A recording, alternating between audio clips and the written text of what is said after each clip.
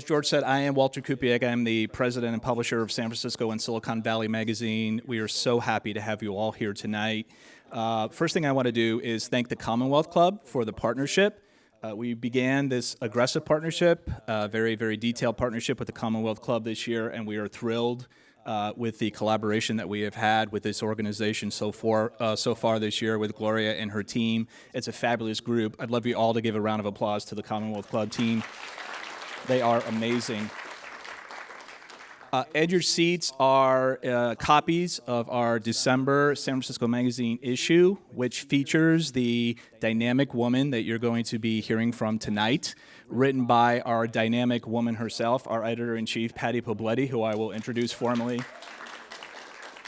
in a few seconds. I also want to introduce our editor-in-chief from Silicon Valley Magazine, Carolyn Zinko, who's here. Many of you may know Carolyn. Also thrilled to have Carolyn on our team and working with us in Silicon Valley. Of course, at an event like this, we always have to thank our sponsors. We cannot produce events like this without partners and sponsors from the community, and so I just want to run through a few sponsors and say great thanks to all of them. First of all, the Macallan, our winery and spirit partners, J Vineyards, Louis Martini, Great Park Vineyards, and El Silencio Mezcal, and you can visit all of their tables and enjoy some cocktails as you're leaving the event here tonight. Our watch partner, which is Longines, please also in the lobby area, stop by and visit their booth. And of course, our travel partner, my favorite airline, Alaska Airlines, and you're going to hear from Oriana Brannan a little bit later today as well. So without further ado, because you're not here to hear me talk about sponsors and our publication, I would love to introduce our editor-in-chief, Patty Poblete.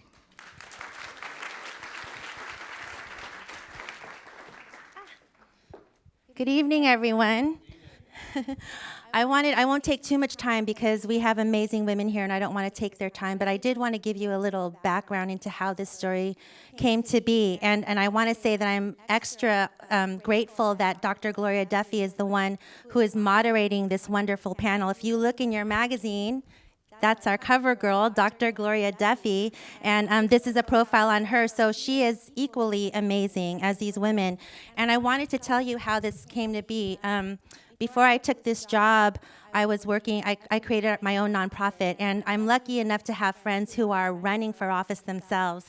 And one friend in particular has no political background at all, and I told her, well, how are you going to do this? And she said, there's these women, and they help other women. And I didn't know what she was talking about, and as I went forward with my nonprofit, I was going around and giving a lot of speeches, and these women that she was talking about started calling me, saying, hey, maybe you should consider running for office.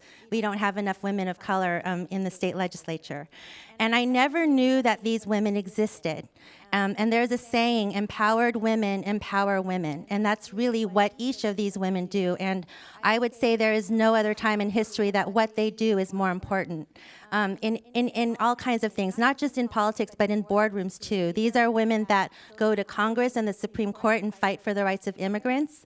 These are women who identify women of color who would have never thought that they could run for office, and they encourage them, they recruit them, they find people to support them and donate to them. So without them, I don't think we would be seeing the changes that we're seeing in the headlines today, again, in politics and in boardrooms across the nation. So I'm so proud of this issue, the Queen Makers. They each have a wonderful story to tell, more than I could fit in these pages, which is why we're having this panel tonight. So I'd like to introduce Dr. Gloria Duffy, our moderator tonight, and each of the Queen Makers.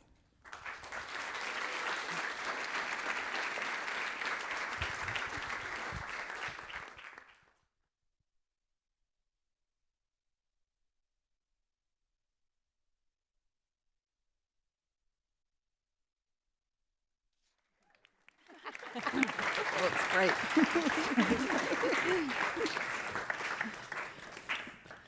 Thank you, everybody. And I'm going to begin the way we traditionally do at the Commonwealth Club, with the gavel. That's our signal on our radio tag. So thank you so much, Walter and Patty, and particularly thank you for such a terrific issue of San Francisco Magazine. We are all honored to be profiled there.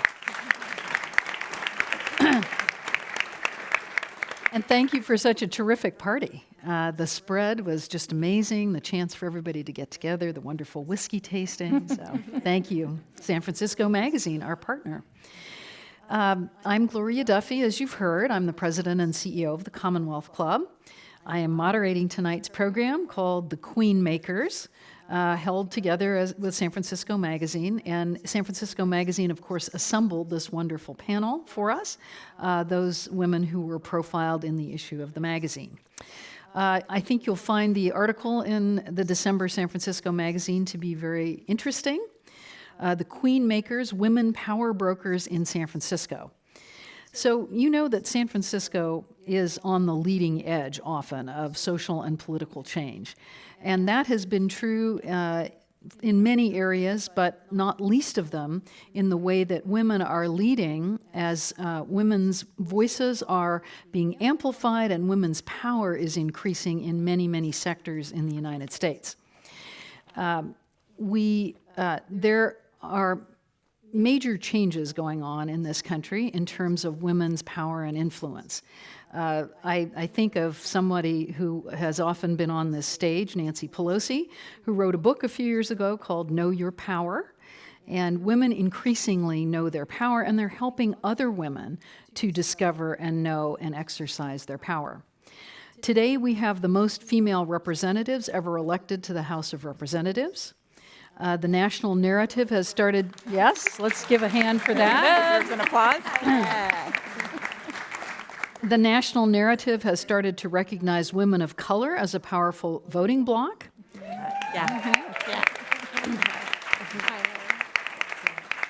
Women political donors reached an all-time high following the 2018 midterm elections. Not 19, should have been in 1918. For the first time in history, 100% of S&P 500 companies have at least one woman on their board of directors. And although it's been some years now since I served in the federal government, I do remember the day back in the mid-1990s when I was at an interagency meeting involving the White House, the CIA, the State Department, Department of Energy, and the Department of Defense, where I worked, and all of the representatives in the room were women. And we all looked at each other and thought, this has probably never happened before on a major defense policy issue. So it's been a process of change over the last couple of decades. A lot of this change is being led and provoked by the efforts of the women featured in the San Francisco Magazine article. Now, the article dwells on the gains, but also elaborates some of the continuing gaps. Women of color, for example, face unique challenges when running for office, particularly when it comes to raising money. The CEO and C-suite numbers for women, although they're increasing, remain relatively low, and they're even worse for women of color. And more, reproductive health rights and immigrants' rights are at the forefront of ongoing heated debates in the country, perhaps issues are being debated that we never thought would be up for debate again in this country. So that's why our guests say their work is more critical now than ever. So it's my pleasure to introduce the Queen Makers with us today, who are being praised and highlighted for changing the face of power and politics in America. So to my immediate left, Julia Castro Abrams, dubbed the Connector in the magazine article. She's the founder and CEO of How Women Lead, and an expert on board governance and building diverse boards that are a strategic advantage to the companies as well as being more representative. How Women Lead comprises a network of over 12,000 women dedicated to promoting diverse women's voices and propelling women's leadership forward. She has won the More Jobs Genius Award, the Morgan Stanley Innovation Award, Cisco's Innovation in Technology Award, and the League of Women Voters Women Who Could Be President Award. I love it. I love it. Next, we have Amy Allison, who's dubbed the Game Changer. She is founder and president of She the People, a national network connecting women of color to transform our democracy. By bringing together the most promising women of color candidates, strategists, and movement leaders, Ms. Allison is one of the primary architects for the electoral successes in 2018 that made it the year of women of color in politics. She is also the president of Democracy in Color, which empowers the multiracial progressive electorate through media, public conversations, research, and analysis. She's the author of Army of None, and we'll have to find out what that means, and has written for the New York Times, The Hill, and Essence. Next, we have Alida Garcia, described in the SF Magazine article as the advocate. She's director of coalitions and vice president of policy for Forward.com US, an advocacy organization focused on passing comprehensive immigration reform. Her expertise is on Latino civic engagement and political power building. In 2012, she served as the National Latino Vote Deputy Director for President Obama's 2012 re-election campaign. Yay! It was a better time. We have then Ana Enti Asaari Tubbs, dubbed the intersectionalist in the article. She's a writer, a teacher, and currently a PhD student who holds a master's in multidisciplinary gender studies from the University of Cambridge and a bachelor's degree in medical anthropology from Stanford University. Anna's research, writing, and talks are centered on gender and race issues in the U.S., especially as these relate to politics and education. Currently, she's pursuing her PhD in sociology at the University of Cambridge as a Bill and Melinda Gates Scholar. She recently accepted her first book deal, and she's also the first partner of Stockton, married to Mayor Michael Tubbs, who we have also been delighted to have here on the Commonwealth Club stage. Johanna Silva Wakey, dubbed the strategist, is West Coast State and Local Director for Emily's List, a political action committee that really needs no introduction in this group that helps elect Democratic female candidates. She started as a community organizer, encouraging the Latino community to become citizens, and then started her own public relations and political consulting firm, eventually joining Emily's List in 2016. And I missed, yes, the donor, I think. And I am sorry, I seem to be, yes. Missing a sheet. Yes, missing a sheet. How did that happen? Last but not My apologies. Gretchen, excuse me. Gretchen Sisson, dubbed the donor, is a sociologist and Democratic political donor. Her professional research focuses on cultural narratives on abortion and reproductive health. She serves on the boards of directors for both WDN Action, the political giving arm of the Women's Donor Network, and Emerge America, and as a steering committee member for Electing Women Bay Area. So welcome, everybody.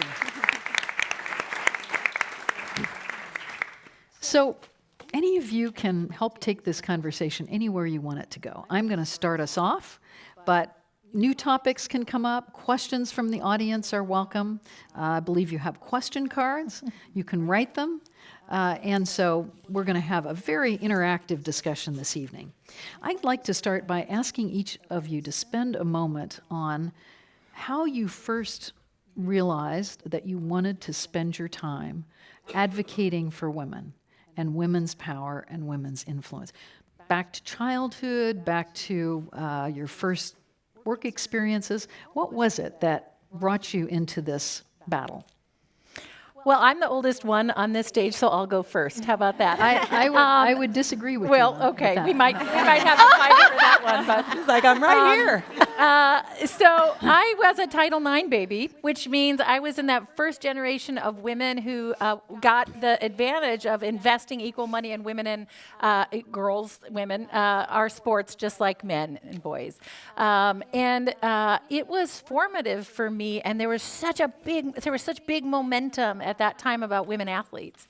So there was all this beautiful energy and momentum, but then at the exact same time, right before I went to college, my mom was a stay-at-home mom, And all of her friends got divorced because their husbands would leave them for the 24-year-old, and they were destitute. This was before I'm old enough that this was before the laws were set that said you have to give someone half, right? So these women gave up everything, spent their lives raising kids. They were, 50 years old, and they were stuck. And I remember thinking, that will never be me. And there was something so powerful about being an athlete, and I feel like the combination of those things sort of set me on this journey. And then I had this great professor at college, and of course, then you know how that goes. They set you on a path to gender and racial justice, and that's fun. So that's my beginning. That's a good beginning. Let's go right down the line. In 2014, I'd heard tell and wanted to be involved in helping to protect the right of people in Georgia to vote. I'd heard tell they had this terrible person who was Secretary of State that was refusing to add people to the voter rolls.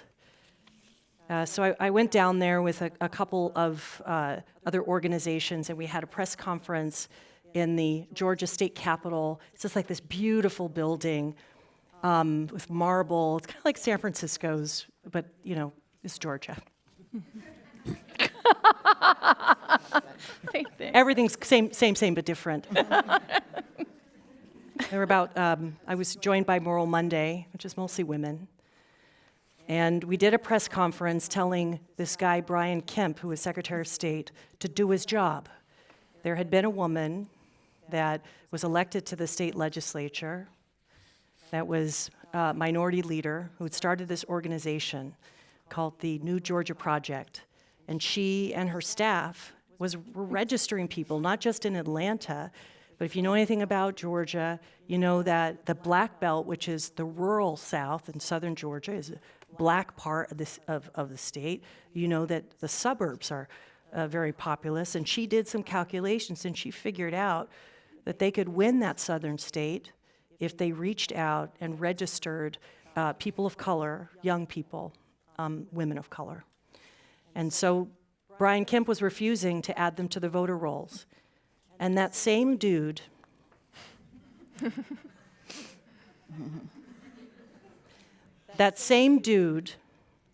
would be the one that the founder of New Georgia Project would face in 2017 and 2018 for governor, the race for governor of Georgia. The woman was Stacey Abrams. Hey. All right.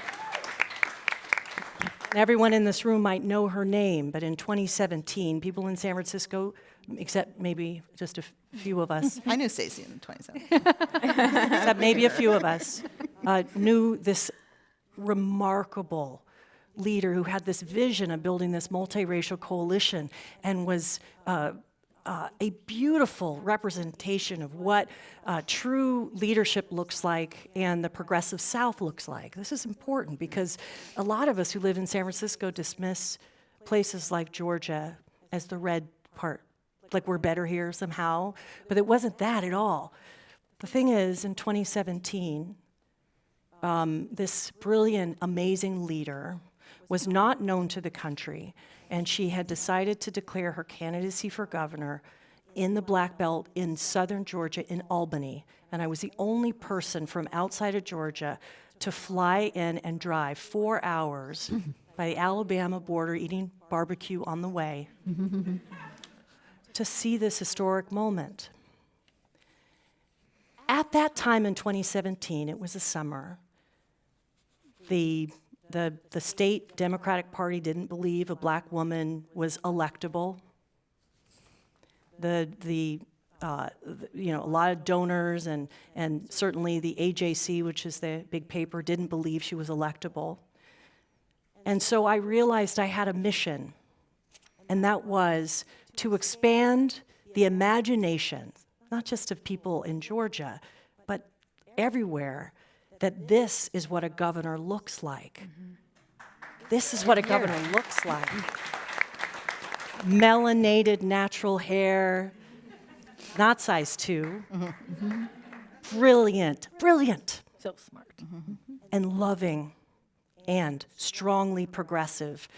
And I launched a campaign. It wasn't intended for people in Georgia, but it was to tell a story of the greatness that could be embodied in this person. I became a cheerleader for Stacey Abrams. And I helped to introduce Stacey Abrams to a national audience outside those of us who work in the political world. Now, she's on the short list to be VP. So it was in that moment where I dedicated myself to being a cheerleader to help elevate our consciousness and our sights about what the possibilities for us were that set my path today. Terrific. Great story. Alita? I find oftentimes, my name is Alita Garcia. I'm the Vice President of Advocacy at Forward.us. So our organization primarily spends time trying to fight to legalize the 11 million undocumented people and to try to lower the incarceration rate in the United States. And so I find oftentimes, and this was really awkward to be on a photo on the cover of a magazine, speak. I can't even see the people in the back, the lights. This is really not my thing, because I think I'd rather not talk about myself right now. I'd like to talk about the mother who is sitting in Juarez right now because we have ended asylum in the United States unlawfully. And she's making a decision, do I give the cartels $8,000 to take my child to the border in Tijuana to try to cross over as an unaccompanied child? And we're fighting for the women whose spouses and children are incarcerated and can't afford to drive to jail to go see them. And these women, they don't get on the cover of magazines every day. And that's why I said yes, so I could convince you all that electing women was also about immigration, because I think we need to be thinking about the women in our country who cannot vote, who cannot donate, who cannot run for office as equals as those women who can, as the elected officials who serve them, as equal constituents, whether or not our current democracy gives them the space to participate. And so that's how I want to spend the time answering this question. Okay. Yes. That's a good one. Yes. Gretchen? Yeah, so my professional background is as a sociologist, and my work there has always been in reproductive health space, and particularly within the reproductive justice movement. And I think, similar to Alita, I reached this tipping point where I was feeling like the issues that were most core to me and my approach to an understanding of justice and freedom in this world were not prioritized by the people that were holding power in our government. And certainly 2016 brought that to just the blazing foreground. And what I realized, and I'm up here as a donor, which is a weird thing to be to be on a panel as, but it's that there is this lever of money that holds tremendous power in our political space. And after 2016, I was waking up and have continued to wake up every day and say, what am I doing to make sure that this doesn't happen again? What am I doing to make sure that the things that are most important to how I understand my vision of what I want the world to be, what am I doing to make that happen? And I have resources. It's one of the easiest ways for me to affect change. And what was so powerful about coming out of 2016 was just the wave of tremendously capable, passionate, diverse, talented, brilliant women candidates that were coming to Emily's List, were coming to Emerge, were connecting with She the People, and were saying we're ready to lead. And women have always had a harder time fundraising. Women have always had a harder time sort of in that, calling it the first primary, right, is just funding your campaign. And it was so easy for me to be like, yes, I see that you share these same values that I want to make sure are prioritized. And so writing those first 2 checks just felt like a really good coping mechanism after about like 3 years ago in that like really dark December moment. And then trying to be more strategic and thoughtful and looking really closely at who are these candidates, what are they running for, why do I want this person to be in this office, in this district, in this state, why do I think they're right to flip this seat, and trying to figure out a plan for how I could actually, instead of just like spending money to get it out there because it felt like an easy way, but how can I actually accomplish something with what I'm doing? And so I think it was sort of the intersection of this work that I have always done and these values that I've always held, and feeling them so very much under threat, and feeling like there was a real opportunity to move the needle. Thank you. Anna. So a lot of my work centers on highlighting women who otherwise would be forgotten or erased. And so much of that stemmed first and foremost from my mom, a powerful woman who spent her life working in law to help more women, whether that was with voting rights or with reproductive health rights all over the world. And so a small story about that first. I often tell people about my background and that I moved around a lot growing up. And so many times people say, oh, well, what did your dad do? That's always the first question. And my answer is both my parents were lawyers. And that doesn't necessarily matter all that much what their title was or what their job was, but it really taught me from an early age that women's stories were erased, that we were so often estimated to be weaker, less intelligent, whatever else, the lesser of. And so seeing my mom constantly standing up and proving that to be wrong was my first lesson in that. And I wanted to dedicate my own work. I'm a nerd. I love school. I'm the intersectionalist. My whole thing is about academics. But I wanted to spend my career highlighting women who, like I said, would have otherwise been erased. And so something that was mentioned in my bio was that I accepted my first book deal, which I'm really excited about. Thank you. But more so, not necessarily the deal, it's very exciting, but more so the women that I get to tell their stories and share their stories with the world. And so I'm going to be writing about the mothers of MLK Jr., Malcolm X, and James Baldwin. Yeah. And cool. Yes.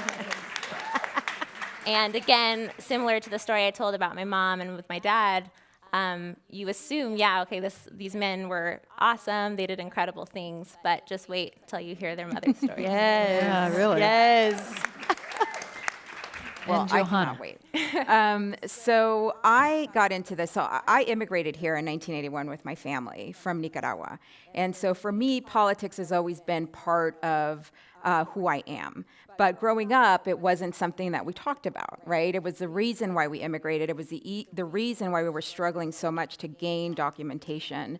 But when I was going through college in the 90s, 187, 209 were happening, right? So 187, the Anti-Immigrant Initiative, 209, affirmative action. And I couldn't stay by the sideline anymore, right? I personally felt attacked as an immigrant, as a student, and in particularly as a woman, right? And so one of the things that I started to do was organize in our communities, specifically the Latino community, around gaining citizenship. It was the time where we were seeing a wave of immigrants from 1986 amnesty law that were now eligible to become US citizens, now being eligible to vote. And so that's where I really got my start. And as further along that I got in organizing and doing work in the community, politics and running candidates for office is where I ended up. But the further that I went along, the less people that looked like me were in the rooms. The less people that looked like me were doing strategy, were running campaigns, were really talking about how we were going to launch campaigns, how candidates were going to be recruited. And so the opportunity came up for me in 2002 to open up my own consulting firm with another woman who was also an immigrant, who is Filipino American. And we were very much the very first, if not the only ones at the time, women-owned, people of color-owned, and immigrant-owned political consulting and public relations firm. Thank you. And so, in fact, that's how I met Amy Allison. We ran her city council race in Oakland in 2004. But again, you know, the power that we were changing the way that even politics looked, right? In terms of the people we were supporting, the women we were running for office. We ran, you know, the first Filipino American to the school board in San Francisco, the first Asian American woman to serve as assessor in the city. We ran Susan Leal's campaign in her field work, as field staff people for her mayoral race, right? And even then, it took, you know, almost probably 15 years later for us to have elect our first woman mayor here in San Francisco. But the thing is that really we came in as two people that didn't look like strategists, right? We really redefined who it was that political consultants should look like. That they don't, you know, it's not this archetype of this white man that comes in who's older, who, you know, is seen as the person that knows all of this, is the kingmaker. But in fact, they're the queen makers, right? That they can be 5'1", they can be an immigrant, they can be Latina,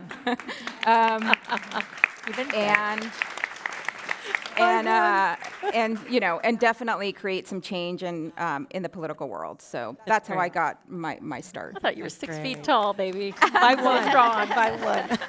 Is early money still like yeast? Early money is still very much like yeast. Yes, absolutely. Yeah. And yes, I mean, so I don't know if that was like a question in regards to the fundraising piece, Exactly. but Does it still work? yeah, so for those that don't know, there is no Emily at Emily's List. Emily is an acronym that stands for Early Money is Like Yeast, because it makes the dough rise, right?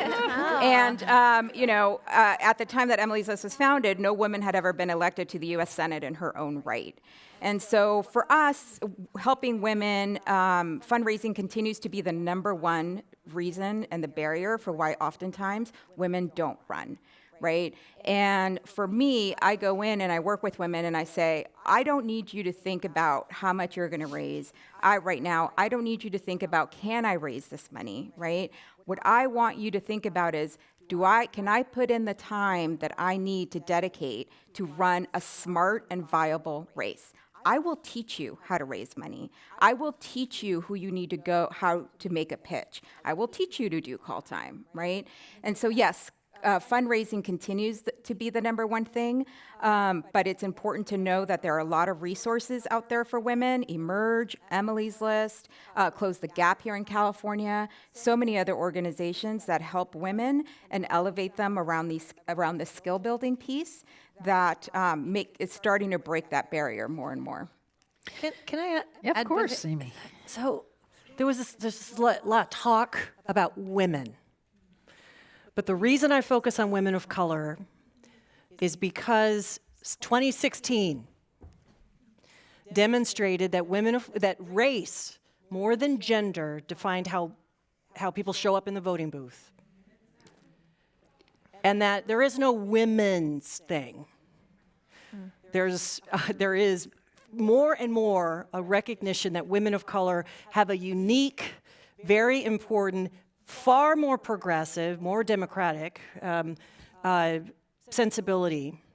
And women of color are the top organizers in almost every place you go, and especially in the swing states and the swing districts in California, all the way out to the South and Southwest, Arizona, Texas, and other places that never get any shine. So if I say the name David Plouffe, everyone knows who that is, basically. That's one of those dudes. Pluff. She's even correcting. I'm not saying his name right. Whatever. Former boss.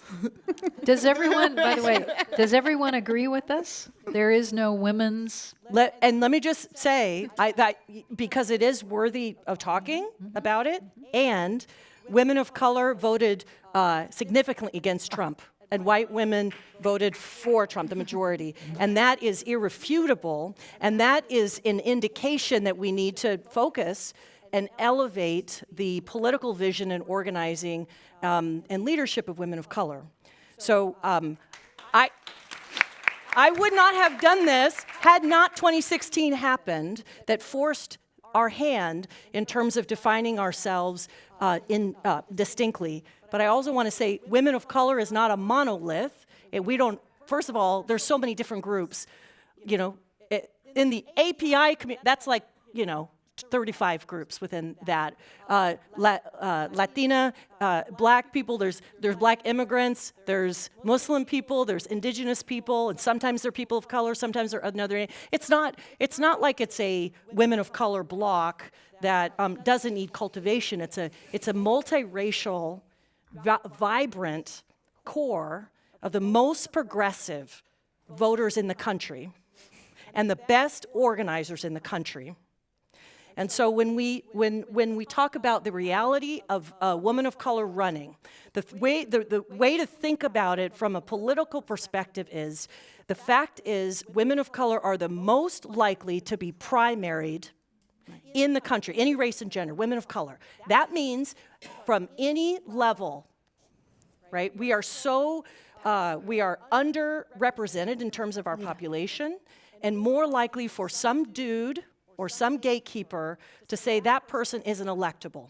And I know you know this argument because that has been shoved down your throat in the presidential contest that we're experiencing right now about who is electable and who is not. And race and gender play a role in that.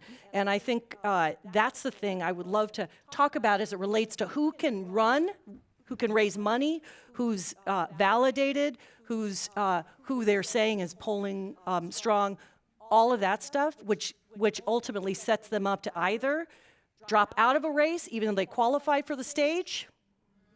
Don't make me say it. Or stay in, even though you're polling at less than 1%. That's all I'm saying. No, and I Johanna, think It's a mouthful to reaction. say, Amy. no, absolutely, and I think the big thing is how we have defined viability, right? And that's really at the crest of this, right?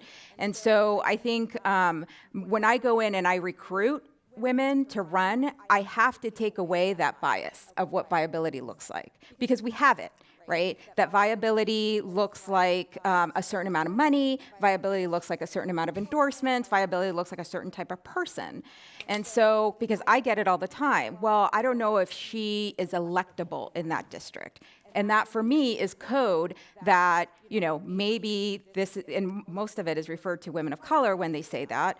And so for me, I have to push and say, no, this person is electable. Look at her record. Look what she's done in the community. We have to support her. Early support is key for many of these women, in particular women of color, where oftentimes the bar for them to perform, to be viable and electable, is nowhere near the bar that it is for men, but certainly even for white women.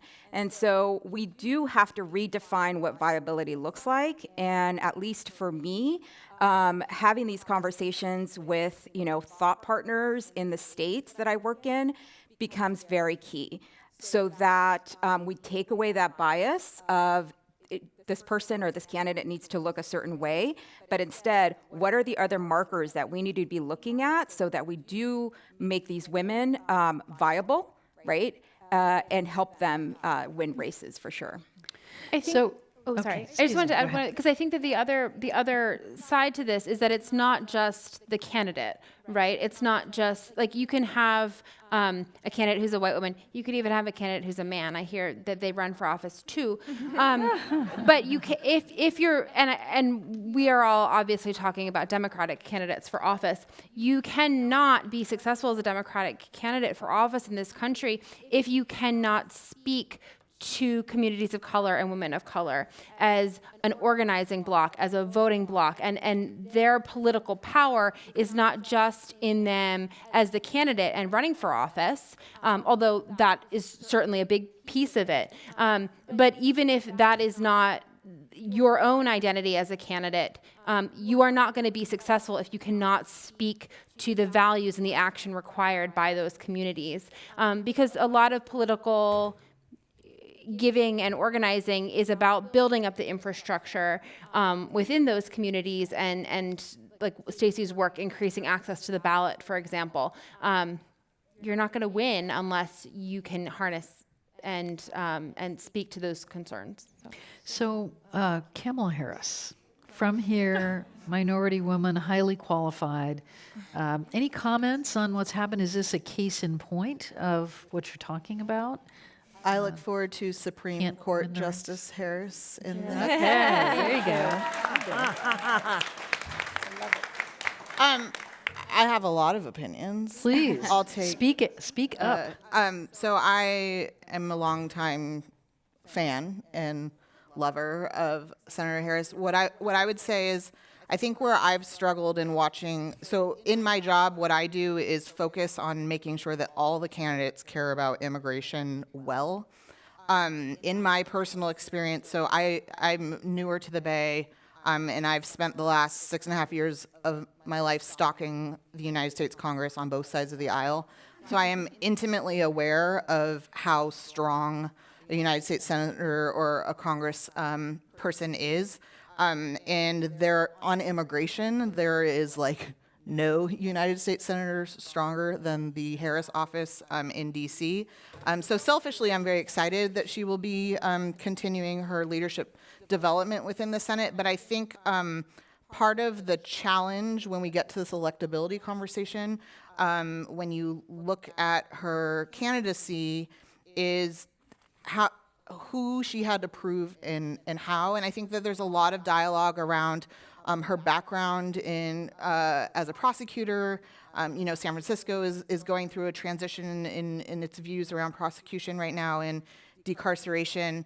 But if you look at all of the women of color senators in the United States, you have Senator Harris, you have Senator Cortez Masto, you have Tammy Duckworth, and obviously you have Senator Hirono in Hawaii. But those first three, they all are like what I'd describe as like state adjacent. Like women of color to get elected statewide have to show that they're like a little tougher, that they're like trustable to like enforce the law. And so like where I get scared thinking about the future and some of the penalization that Senator Harris faced is, you got to get on. I do not believe, and this is not a dig to Elizabeth Warren, but I do not believe that if Senator Harris or Senator Booker were like law school professors for a large part of their career, that they would be on the short list to be president. And that's like real talk and talk that we have to have. And so I just think that she had a lot of uphill battles to get to be statewide in California off jump, and that this was a challenging climb. But I think that there was 20 people in the race. We don't need to dig into a million postmortem things, and I would love to see her on the Supreme Court as the Attorney General of the United States or in Senate leadership. There's a million awesome things ahead of her, and I'm excited about it. Can I add to that too? I think also with Senator Harris, my opinion was not that a lot of people were saying that she wasn't viable or electable. It was that this whole misinformation around what the country is quote unquote ready for. And I think we need to add that to the conversation, because when a candidate of color is running, especially a woman of color is running, it's constantly said about them, the country isn't ready, the city isn't ready, the state isn't ready. And I think I'm obviously really sad that she dropped out of the race, but she continued to prove over and over again, just like so many women of color have before her, that it's not about whether or not we're ready. These are viable candidates. They can be elected, and we need to change history like we have in the past. And so the question is more so, how do we make more people believe that they are ready, not just is the country quote unquote ready? Yeah. And I would just say that it's part of it is believing. And then you have to hear a story that changes, displaces the old story, which is a lot of the work we're doing right now. But part of it is understanding actually who lives in this country. We do. Exactly. First of all of us here in the room, we live in the country. California's majority people of color. 1 of 4 voters in this state are women of color. And there are massive numbers of eligible and unregistered people in this state. And you can extend it out. There are 7 states that are majority people of color. Georgia's almost there, will be in a couple of years. That the whole argument that Julian Castro initiated at the national level about why is Iowa and New Hampshire getting to call the shots and winnowing down the field when these are very white and super teeny states. We could have 100 little Iowas in California. I don't understand this. And he brought it up, and it's a legitimate question about understanding that the populations and the voting bloc, that how much our country has changed, and what that means about who's actually electable right now, and what politics inspire. And it could be, I believe, it can be any race or gender that can speak the language of solidarity. We saw that beautifully. We saw it beautifully with Barack Obama. But it doesn't have to be a person who looks or talks whatever of Barack Obama. It could be anybody who speaks the language of solidarity and understands that our country is made up of a bunch of different people who hail from a bunch of different places, and there's no minority. So my personal ask, please stop saying that in the context of the population. Stop talking about people of color as a minority. We are the majority. Yeah, thank you. So I think that flips the script on who we can elect and whose vote matters and what is the path to victory. And I think that has everything to do with where we're going in 2020. Thank you. Let's switch over to the corporate business side of things for a moment and involve Julie more in this conversation. So a law passed in California last year. That's right. Requiring companies to have at least one female director. Is that correct? Can you That's tell right. us a little bit about the law? What's been the impact of the law? And in general, how are things going? Okay, so we have 20 years of data, McKinsey, Catalyst, that says that companies that have diversity on their boards have better financial returns for their shareholders, and all kinds of other beautiful ripple effects.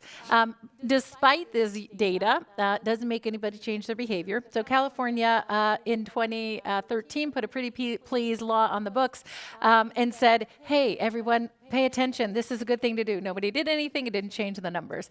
And so last year we did a big coalition with Senator Hannah Beth Jackson's office, and we drove the passage of the first ever legislation in the country, Senate Bill 826. It requires that public companies have at least one woman on their board in this year, and up to 3 by 2021. And what's super important to understand, okay, it's being replicated all across the country. 3 other states have already passed the similar legislation. 5 other countries are working on it. And this is what you need to understand, is that it is not just what is the right thing to do, but when you think about it, we're all putting our retirement income into these companies, and they have a responsibility to do what's right for the shareholders. And so this sort of old boys network, this I only put my friends on the board, or it used to be that the chair of Chevron, or the CEO of Chevron, the CEO of Cisco, and the CEO of Stanford were all on each other's boards. Now, how do you Called an actually interlocking challenge each directorate. other, right? So what happened at Enron? What happened at WeWork? It's groupthink. You just, and listen, I run a couple things. It is so much easier if it's just my friends on the board that won't challenge me very much, and that's way easier. But it's not good governance, especially if you've got major investments from around the country. But this is what we need to understand. This is just one little example. We move the needle a lot. 2 years ago, 17% of the Russell 3000 companies the new board directors were women. The first 6 months of this year is 46%. Huge shift in the composition of public company boards. We need to get that down market, because like the WeWork debacle, they went public and they said, we're putting a woman on the board because we want to meet some legislation. And the failure in governance in the last couple of years was so bad that everything fell apart. And so we got to start earlier in the space. But just like corporate board representation, they're only 2.2% of all venture dollars are going to women-owned companies. Women of color, even far less, under 1%. So we have so much work to do on some of these stagnating numbers. And this is the thing. Women have more power, more money, and more influence than we've ever had before, despite some of these sad numbers. And I say stop begging and asking for permission. Let's start our own angel funds and venture funds. Let's just take our power and do it together and do it as good sisters. And so, I met Amy and Gretchen and all of these beautiful women. It's like, let's be good to each other. Let's just change the way we are. And women are 50% of the population. If we just propel each other up, prop each other up, we can do so much together because we have more money than we've ever had before. You know, there's something I've noticed. I have a lot of friends who are on corporate boards, women friends, and I have some women friends who would like to be on corporate boards. And there's a lot of discussion that goes on about how do you get on a corporate board and so on. Talking about double standards, I've noticed that the women who tend to get a lot of corporate board appointments are either lawyers or accountants. They sort of have to be there, justify themselves to be there by a particular professional expertise. I have other women who have, for instance, built a family company and do $100 million a year in business, but they're a business leader. They can't get onto corporate boards because they don't sort of check that box of bringing their more narrow professional expertise. Have you ever noticed that? Well, what I did notice is I literally went to college with this guy, and he's the chair of the board of an insurance brokerage company. He said, "Oh, I would love for you to help me get a woman on my board, but she has to be qualified." Yes. And I was like, "Okay, no, I'm not helping you. Forget it." It is right there. You're just telling me you have a deep-seated bias where the bar has to be 10 times higher. Political candidates, women on boards, anyone who, if you're trying to put a woman up against another group of men, she has to be 3-4 times better. And and it is unfortunate that this bias is so pervasive and deep. And unless you frankly pass laws and make it a financial imperative, the asset management firms require 2 women on the boards of companies that they invest in. It doesn't change the needle just because the data says so. It doesn't make anybody behave differently. So you are starting a women's venture fund? We are. Tell us about that. Well, okay, so the numbers have been so abysmal, and there's a good Harvard Business School article that came out that said, literally, the venture capitalists will ask women and men different questions. They will ask women questions about risk management and how are you going to make sure you don't ever make a mistake ever, and if you have ever made a mistake, don't go talk to them. And they talk to the guys about the upside potential and how gigantic can this be. And just right there, it's not a level playing field of even the questions that are asked. And so, not to mention, if you're a person of color, and that's one of the main focus areas of our venture fund, you may not have the networks of wealth and friends and family that you can go to first. So I think all of you should start your own angel fund. If you want to participate in ours, let me know. But we have got to start putting money into the hands of women and women of color to run their own companies and to run for office and trust women of color and women, period. Is there any analysis, back to Kamala Harris for a second, of what went wrong in terms of financial support, her campaign in a more technical sense? I think a question I have is what went wrong for Tim Ryan? What went Yeah, wrong thank you. for Delaney. Delaney? What went wrong for O'Rourke. Beto? What went wrong for Yeah. I think All the milquetoast white dudes. yeah. Tearing her apart and breaking it down makes me crazy. Thank you. Yeah. So I don't. You Yeah, can they're- do that second, Yeah, I mean, they're field quarterback. look, they're going to be a lot. You've probably read these analysis pieces. Politico was famous for writing the obituary of her campaign long before it was over. That a lot of people will talk about what went wrong and delve into that. I want to talk about what went right. I want to talk about what went right. Feel free to add in. She raised $40 billion. Her last election that she won in our great state, she got 7 million votes. She's the third black woman in history to run for president. One woman, Cynthia McKinney, was in the Green Party, and the other was a super fantastic leader in the 70s, Shirley Chisholm. She's historic. Now, I wrote about something in Shondaland just today Shonda Land being Shonda Rhimes' thing. Just like, In case you don't know. in case you don't know. I wrote an op-ed reflecting on what it was like to sit in Oakland, my hometown, and watch our senator, also from Oakland, be surrounded by 20,000 people. Everyone was there. Everyone was there. And when I say everyone, our diversity in its fullness came to see her. I don't know how tall she is. She's not that tall. She's a little taller than Johanna. She's little. She's about Johanna's size. But to see her in front of that meant a lot to me. When I was at the debate in Miami the first night, to see her turn to Joe Biden and call him to account for his long record of support of segregation was a beautiful thing.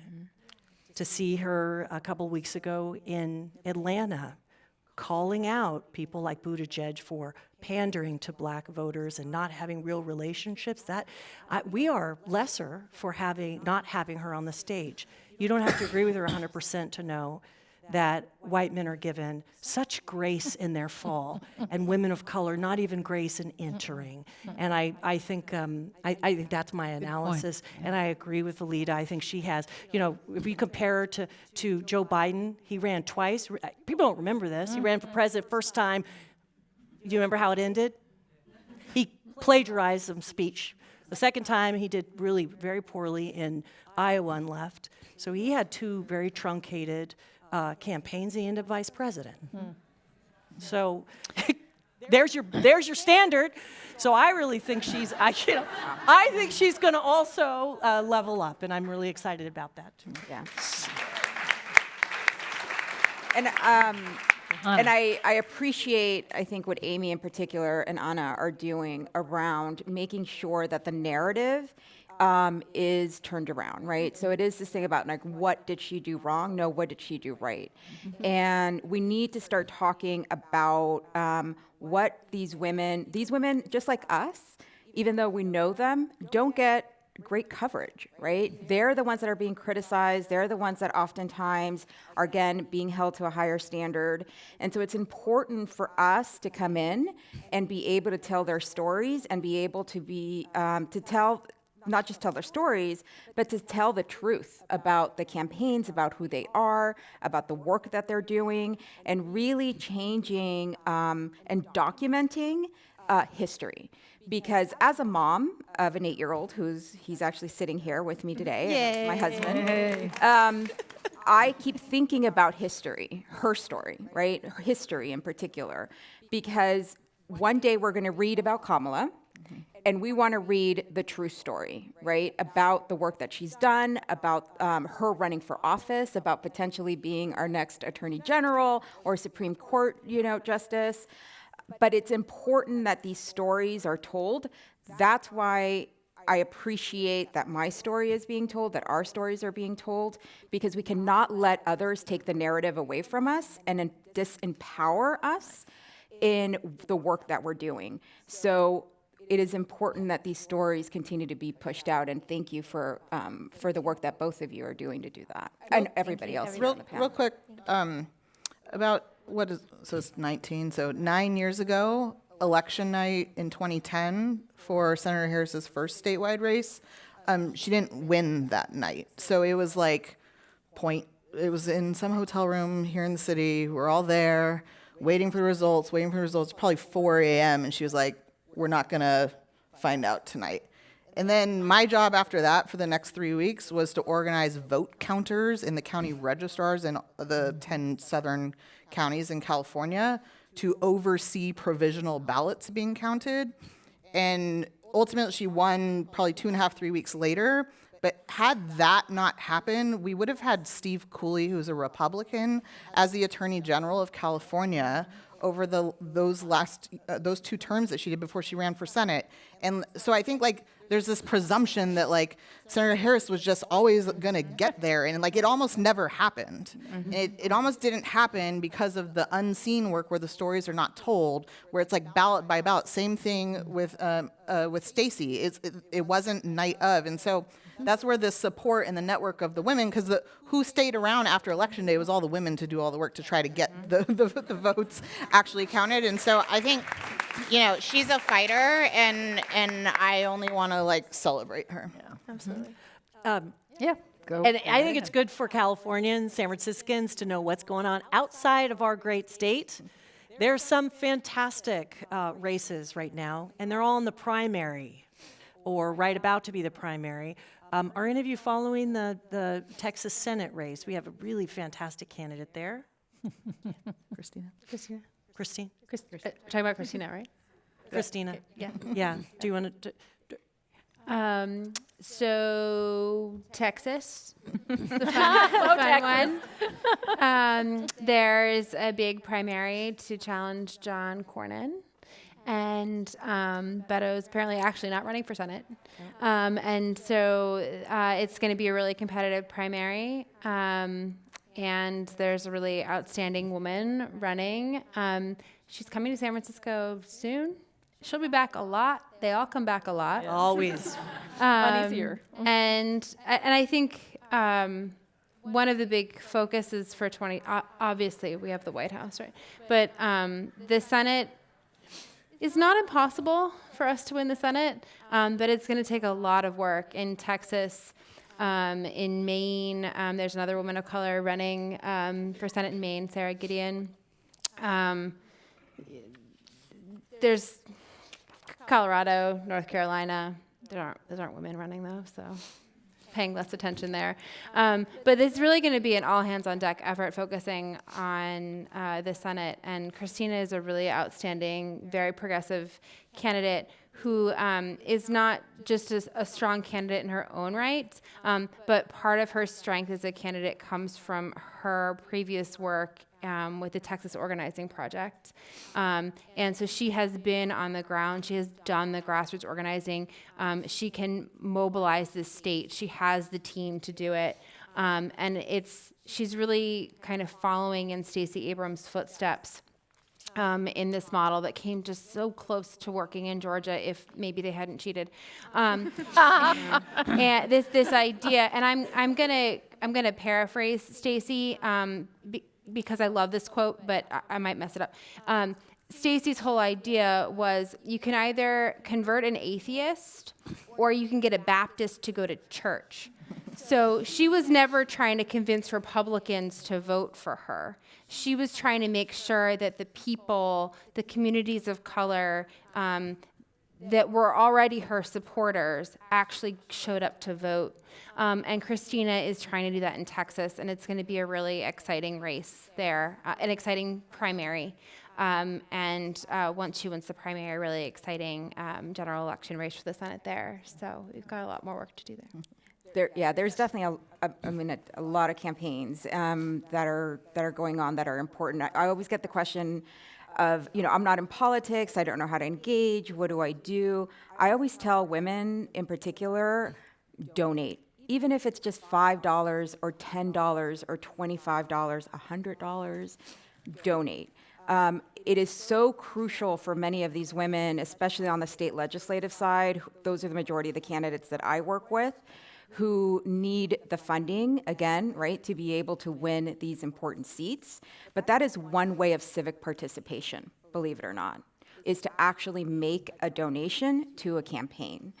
And obviously the next one would be to volunteer, but I would really urge you to consider and make sure that you do donate to some of these races, even if it's just, again, $5 or $10, civically participate in that level. Well, can I just add in, stop the bias immediately. I mean, during the last election, the way Democrats, people who I know were bashing Hillary Clinton in ways that were so disgusting. And I couldn't believe people would just sit around and thought it was fun fodder. And it's like, what are you doing? You are perpetuating this narrative where we attack and tear down women about every single thing. And people talking about her not being trustworthy, are you kidding me? Like, why didn't we stop that narrative immediately? So, Well, and we've had some of the same thing over Dianne Feinstein's age. Dianne Feinstein is are you completely kidding me? with She's it. brilliant. Oh, she's so smart. And, Nancy Pelosi, a number of other very smart with it female politicians. So I agree But these with you. really old white guys can run for president? Yeah. I mean, So let's get back to the question of donating, and I'd like to ask Gretchen. So I've always been a modest political donor, but now I get requests for $32,000, per event and per candidate. How can you feel that you're making a meaningful donation if you're giving 5, 10, 20, or even $500 or $1,000?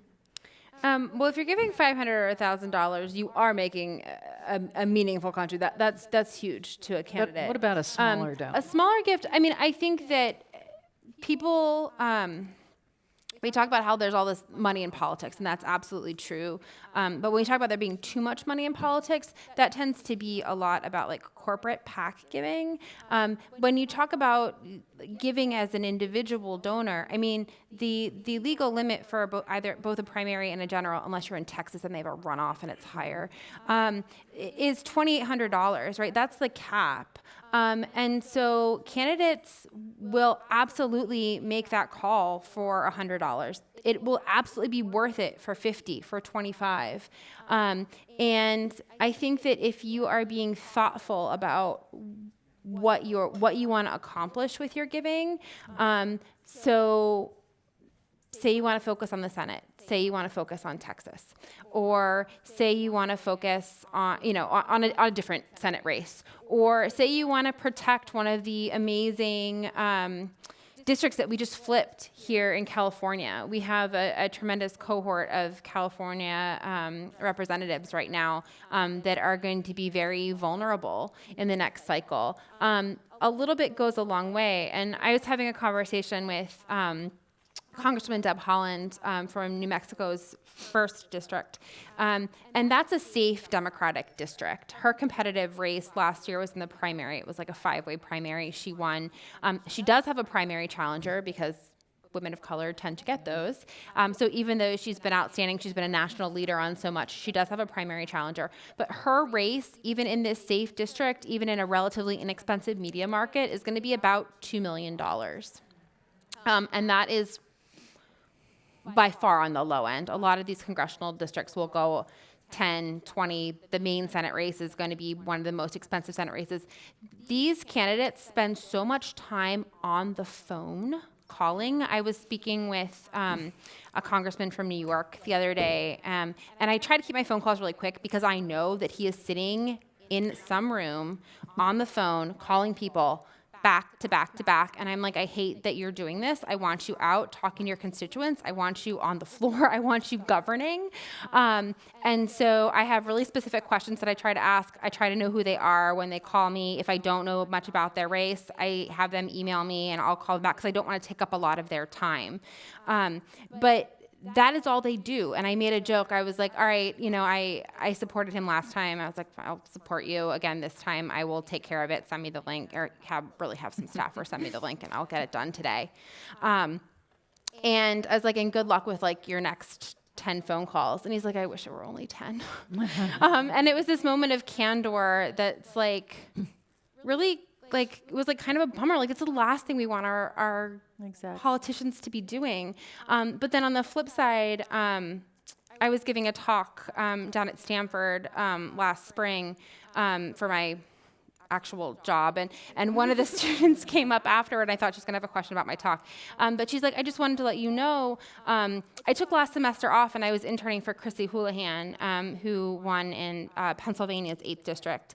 And she's like, and you, I was managing her call log one day, and you were the first person that day who said yes and maxed out. And it just started snowing, and we all went outside and did snow angels because we were so excited. Yay, Gretchen. And so I think that like you both, like there's this two-way thing, right? One is that like if you're going to be a thoughtful donor, think about what you're actually trying to accomplish. Don't try to take up a lot of their time. Be really thoughtful. And there's a lot of ways to get information about this because they're going to have to do a lot more convincing for a lot of other people. And that's sort of like my personal philosophy. But 3 is that like a yes goes a long way. Like they will remember it. They will remember the people that said yes because it's so hard, because it's such draining work. And so even if you're just saying yes to like a $25 donation, that's what shows them that people around the country are willing to invest not in them, but in what the work that they are going to do. And that's another big thing that's a challenge for a lot of women is like, I'm asking for money for myself. I'm like, you're not asking for money for yourself. You're asking money for the Congress that I want you to help make. And so saying yes, even for a $5 donation or a $25 donation or a $100 donation, and not even to everyone, they'll remember that. That will be important for the campaign that they're running. So. I have one. We're really at the end of our time, but I have a really brief question for each of you to go down the line. You're talking to a 12-year-old girl about her future in politics, professionally. Very brief advice to her about how to create a meaningful life. Real brief. Yeah. You know what, baby? Stand in your power and help other women. You're important. You're here for a reason. You're worthy of our attention and respect, and go do the thing you were born to do. The system's rigged, so do what you got to do.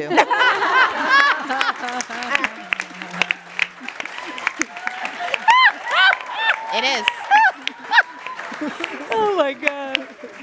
Gretchen, the best. I already shut it down. When I think about being a 12-year-old girl, I just remember there's like this competitiveness, there's this like almost cattiness that you're kind of like getting into your teenage years. I just had a daughter 3 weeks ago, so I've been thinking about this a lot.